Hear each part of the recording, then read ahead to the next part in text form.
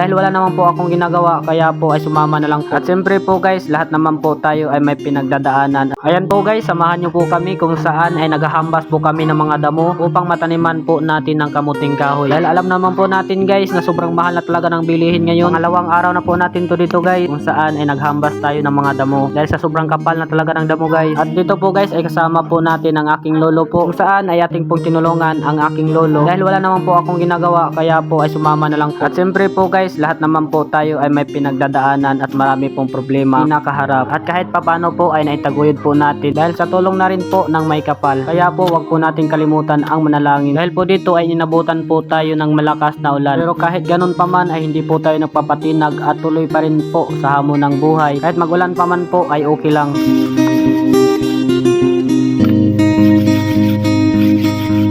Kung makikita nyo po guys ay malapit na po tayong matapos sa paghambas ng mga damo. Dahil na rin po sa dalawa po kaming nagtatrabaho dito ng aking lolo.